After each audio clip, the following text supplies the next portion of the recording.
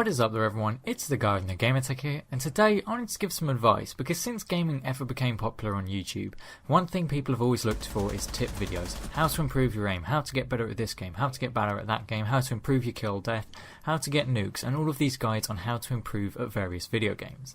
But one thing I think that's always been overlooked with first person shooters is that actually one of the best ways to improve is by playing other games. Now, this might sound slightly weird because you'd think if you stick with one game and you master it, you can then play really well at that game. However, I personally feel that actually transferring skills you learn from other games will drastically improve your playing because you'll be able to then port those skills over and then use them to your advantage in certain scenarios. So for instance, I've recently picked up Rainbow Six Siege. I've been getting really into it since the game's been coming out, and I've actually learned a lot from the game. And in fact, one of the main things I've learned is actually just how to read situations and take information from the environment that I'm not normally given. Now, in other games you'll generally be given a radar or something which will then tell you where enemies are. Now, in Rainbow Six Siege you don't get that. You have to take information that is just on your screen in front of you. You see blood splattered across the wall, someone's been shot there, and the direction of the splatter shows the direction that they were being shot from.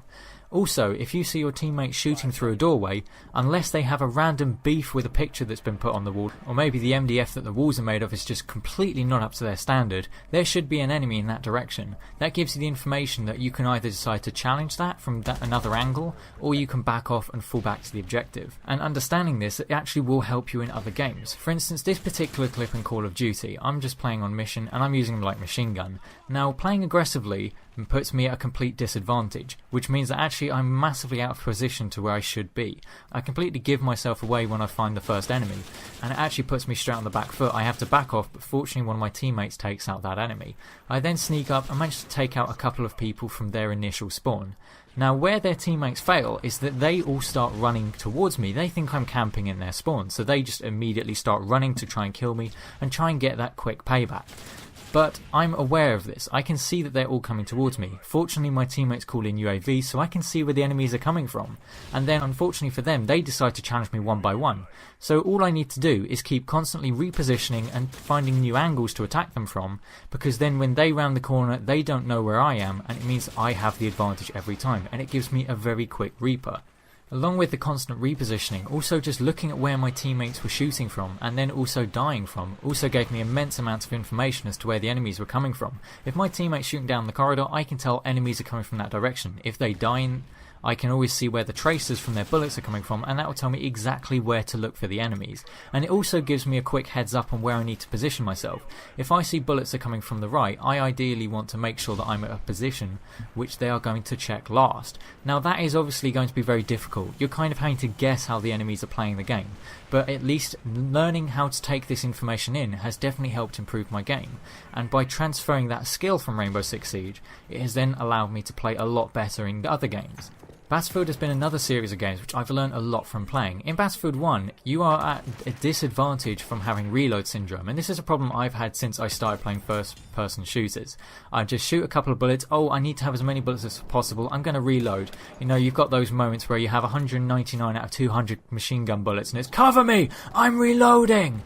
And it's just complete overkill. You don't need to do this, and actually you'll find a lot of the time that you'll just die because you get caught with your pants down because you're reloading. You try and run away and you run straight into an enemy as you're reloading. Now first things first, don't peek corners when you're reloading. You need to find a safe spot to reload, because if you're running round a corner and you're reloading, you're going to get killed if there's an enemy there. Unless the enemy goes full potato on you, they are not going to miss and they are going to take you out every single time. But because of the reload mechanics in Battlefield 1, you do not want to be reloading as soon as you've shot a couple of bullets. You ideally want to be reloading when you're going to put the stripper clip in, which is usually after 5 bullets or 10 bullets.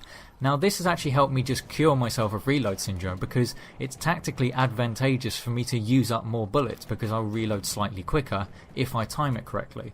This then means that I'm making better use of my ammunition because I spend more time actually searching for enemies than I do reloading. And it just generally improves my tactical awareness, because rather than thinking, oh I'm reloading, please don't let anyone come around the corner, I'm actually thinking, okay, I've seen enemies over there, I'm going to head there, quickly check how much ammo I've got, I should have enough, okay, I'll go in and try and challenge them. It's a simple case that you can transfer all these mindsets and skill over, and it helps you improve at different games. Another thing I've learnt from Battlefield was just from using sniper rifles, was actually just trying to flick shot, or some people might call it drag scoping. Now this is quite useful because if you're in close quarters, or perhaps you've just aimed slightly too far to the left, you can then just flick your crosshair over and try and get a quick shot off on them. It will definitely help conceal your position as a sniper, because the last thing you want is to be aiming down sight for a long period of time with a scope, because of course the scope glint is going to give you away. Now this skill I'm still trying to master. It's a very difficult thing to do, and it definitely takes a lot of finesse to do it. But actually, in trying to learn this skill, I've then been able to transfer that when I've been playing Rainbow Six Siege. Now of course, Rainbow Six Siege is a sort of weird game in terms of its pacing. In some matches it will be very slow, and other matches you need to be aggressive and you need to have quick reactions. Now when you come across an enemy who's holding a really tight angle and you are trying to peek them just to perhaps clear that floor or just check that no one's there, every now and then you just need to have that flick shot ready, because you need to be able to flick to the enemy, because headshots are king in that game. You need to be able to take them out as quick as possible and take as little damage as possible, because of course every weapon kills in a one-shot headshot, bar Caveira's pistol. And then from transferring this skill from Battlefield, it makes it a lot easier for me to then do these flick shots and get a very quick headshot on the enemy, and it definitely has helped me out a lot. Now of course, I've also learnt things from games like Call of Duty. You need to have twitch reflexes, you need to be fast sometimes when you're playing aggressively, and this has just helped me out in pretty much all of the games I play. When I went over and played Killzone multiplayer, having the quick reactions was really useful because of how sluggish the pace of the game was. It meant that if I saw an enemy, I'd usually be aiming at them very quickly, which would mean I would usually win gunfights. That really helped me out. And of course this has been then transferred over to when I'm playing aggressively in Battlefield or Rainbow Six Siege or even Star Wars Battlefront. Having those twitch reflexes are useful, but also knowing when to use them is just as valid. And then of course Battlefield has taught me how to flank. In Call of Duty, when you're new to the game, it's very easy to just charge in and run around like a headless chicken, because it's really fast action. You just get quick kills, but you also die a lot. So of course, manoeuvring around the map and flanking around your enemies is of key importance, because of course, the easier gunfights are when the enemy is looking the other way, because they have very little chance of winning. The less the enemy can see of you, the higher the probability you will win that gunfight.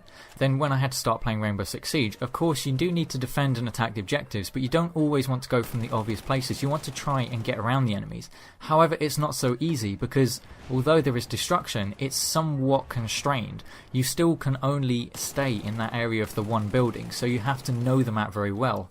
And so it's also knowing when to flank and when to move, and it's also how to hold angles is very important. I've taken the skills that I learned in Battlefield of flanking, but I've also had to adapt them for a completely different style of game. And then this means that I can then take it back to games like Call of Duty. I then know how to hold angles. If I know I'm at a disadvantage due to my weapon, I can either hold a really tight angle, or I can just try and sneak around the enemies so that I then have the advantage over them. It's this transferable of skills that is drastically improving my game, and it's just helping me learn games a lot quicker, because I start understanding more about how the games work. By looking up guides for Rainbow Six Siege, I understood how the peeker's advantage and camera angles in games work. You'll have so many moments in games like Call of Duty, you feel like you've been shot round a corner, because on your screen you were around that corner. However, because the camera of your soldier is mounted in the middle of your body, you can't see that actually half of your body is still visible to the enemy, which is why they got the shots off on you.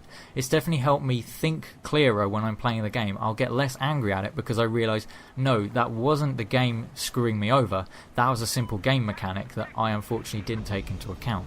And then in realising this, I can learn from my mistakes and then move on and improve my game further. And I hope this has been helpful to you. This is something that I've just sort of been exploring for a while, because I've realised how vital it is actually transferring information between games. Because although games play very differently and you don't necessarily want to play two games the same, the information you learn from playing different games really can help you evaluate situations better and react better to the information you're being given.